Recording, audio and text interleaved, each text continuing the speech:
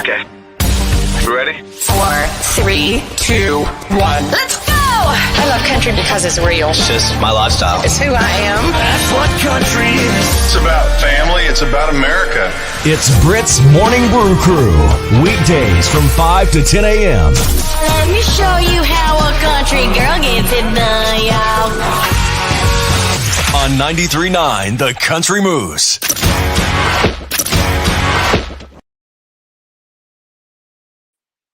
And we are live. Hi. Tiffany Woyes, I am so glad that you are able to join us this afternoon here on the Country Moose today. I'm so excited. How are you? I'm good. It's been a while. I know that, man, it's been quite a while since you've been up here to the North Iowa area. Yeah, it has. I feel like time, what is time anymore? I actually I don't even know when I talk to people and they're like, gosh, it's been a while. I'm like, it has, but like how actual long? I don't even know anymore. Right? Exactly. We were talking yesterday with Paulina and she's like, I'm pretty sure 2020 and 2021 were the same year. Not positive though. Yeah, it was just one long thing. Yeah. Exactly. Well, you have had a lot coming up, and I know we have it scrolling here at the bottom. If people haven't gone to your website, haven't followed you on Instagram, Facebook, all the socials, you have a brand new single coming out, or that's already come out about love. Tell me a little bit about that single. So this is just a kind of a continuation of just kind of letting listeners see kind of where I'm at personally too, which is happy. Because I am like heinously known for like releasing stuff that's like sad and angry because I like that kind of music. But I also think it's really important to share with like listeners, especially people who are getting to know you, kind of where you are in life, like currently at the time. And this song is really great because I think love is such a universal feeling everybody at one point has fallen in love or fallen out of love, or maybe they're currently falling in love. And what's so interesting about love is that you can't really describe it. It's like you can't describe it. It's a feeling. Right. And this song is all about kind of trying to describe it without not even be able to describe it at all. Wow. And that's how I feel about love. It's just something you have to like experience and feel. And what's so, this first EP, this first song leading into, coming into like the future work that I'm going to be releasing is kind of shows you that everything that I like to release and what I like to sing about and about love. I love singing about love. Yeah. Well, and I'm thinking there's a little undertone here with this in the fact that there's a wedding coming up this year. Yeah. I got engaged right before Christmas and I was really excited. I knew it was something that we were like, I was not expecting, but it was coming up. We have been dating over 3 years and we've been living together. So I'm like, hey, when are we doing this? Right? Exactly. But yeah, it was so incredible. He had all of our friends and family there to surprise me afterwards, after he did it on a rooftop in Nashville. And it was really great. That's awesome. It's those moments where I think, we've dreamed of some of those moments in the past. And then when you get that moment, you're like, oh my gosh, this is exactly what I thought it would be. I mean, yeah, I feel like my journey with music, I've been really vulnerable and open about past relationships and singing about things. And I've been very like clear about like that I'm on my journey of finding the one. And it's been really important to me, not that being in a relationship is the end all be all, because it's totally not. But I'm just kind of a girl that wears her heart on her sleeve and has been really searching for that. And I found it and I'm really, really happy. Oh, well, we are so happy for you. And it comes across in your music and it's so great. We've been getting requests for your song too.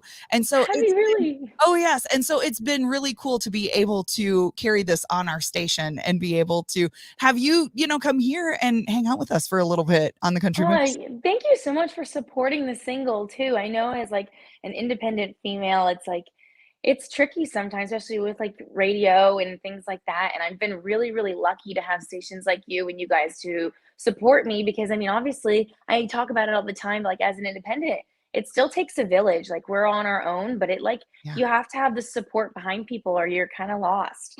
Yeah. Oh, definitely. Well, we appreciate being able to support you in this journey. And so now you alluded just a little bit to that EP. Tell me when that's looking at possibly coming out.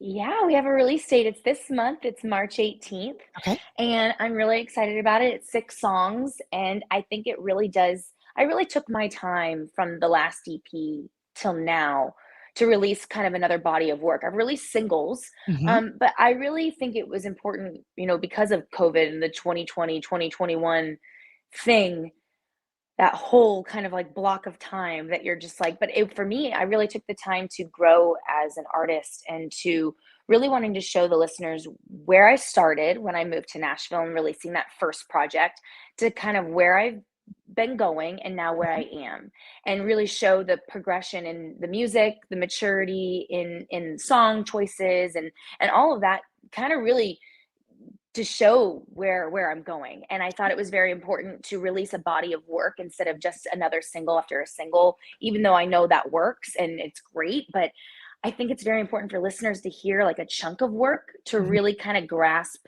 you know, who you are. I think sometimes just releasing a single doesn't give people enough, right? To really learn about Or you as an artist. they pigeonhole you into a certain way and certain type that they think you are only from one song.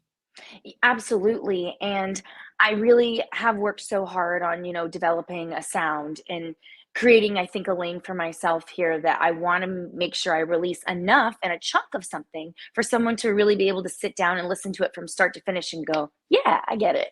Cool. So now on your EP, do you have it a progressional on there, or is it where people can bounce around in the EP? I mean, you can always bounce around, but even when it came to my first EP to this one, I do like to arrange the music in an order in which I think it tells a story for myself. And so I think that's important for listeners to obviously know that going into it.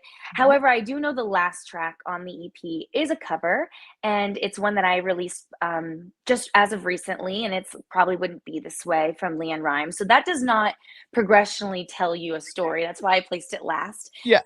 That is on the album or the EP because it is the reason why I'm in country music. That was the song that started it all for me. So I Awesome. really wanted to redo it and put it on there. And so, yes, it does not tell, I mean, because that is a tragic, heartbreaking song, and I have not experienced those That's things. not the end. No, no, my fiance has not passed away. He is alive. Perfect. Good. Good. So now have you gotten to meet Leanne since that was the song that kind of started it all? No, but what is the really cool full circle story about that song and the moment for me is that, about 2020, I Mhm. met a woman by the name of Tammy Kid Hutton, and we were thinking about working together, which we now do, and now she's a dear friend of mine. But we were sitting at coffee in Nashville, and she goes, "Well, yeah, so my first number one here in town, as a writer, was a song called Probably Wouldn't Be This Way." And I go, "Wait, you wrote that song?" And she goes, "Yeah." And I go, that was the first song that I ever recorded in a home studio, and it was atrocious. I mean, I would never want anyone to hear that version, and I was 16, and it was to a karaoke version in a home Mhm. studio. I was like, I think, 2 seconds off the entire time. It was just Sure. it was so bad, and she goes, "Wait, seriously?" And I was like, "Yeah, that song means so much to me. It's, like, why I'm in country music." So what was so special is when I suggested to her of recutting it and putting it on my EP, I had her come into the studio and I had her actually co-produce it Oh, wow. and sing background vocals on it. And that was really, really cool to be in the room with the writer at the time to kind of, I mean, these songs are these writers' babies. Oh, And yes. I think personally, I know it's not done very often, but I'm hoping to do it with more with my future work. I want more of the writers in the studio with me. Awesome. So, because I actually think that you'd probably produce such of a better product if you kind of understood where the writer was coming from, maybe where they imagined it going. I mean, you're never going to agree on everything, and that's okay. But that's what music is. It's a collaborative effort between people, and it's an artistic, story. And I think how cool would it be to have the writers in the studio with you Oh, yeah. and kind of pinging ideas off of each other? Because who knows, maybe songs would have a better lifespan or it would get heard more and people would really get it more because you really are getting the story from the writer itself. Well, and not only that, but when going on stage to talk about the song, when you sing it in front of a crowd, you not only have, this was really meaningful to me because of XYZ, but you Hmm. also can have that, and then meeting the writer, finding out why it was so important to them too. You give two stories in the aspect of, and I love that. I think that's a great idea. Fantastic. I mean, that's what I really love. And I'm actually starting a podcast we don't have a release date for it, but it's all about that. And I'm interviewing songwriters, strictly just songwriters in Nashville. And I kind of getting behind the curtain of that, because I think a lot of people, we are so invested in these songs, right, that we don't necessarily think too much about who wrote them a lot of the time. And there's a story behind that and why that song came to life. And I think it's really fun to, to really kind of show the listener, like, hey, maybe this is the song that you danced to at your wedding. And maybe say Tim McGraw didn't write it, somebody else did, but don't you want to know why? Right.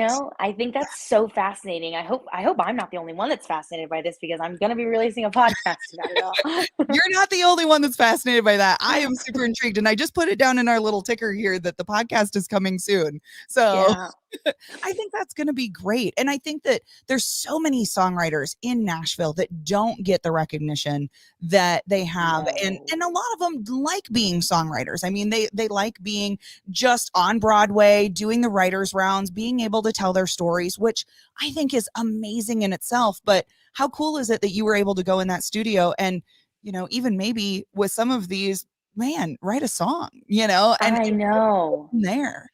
And what's so cool is that I haven't really, I write, but I have not yet to this day released something that I've written yet in Nashville.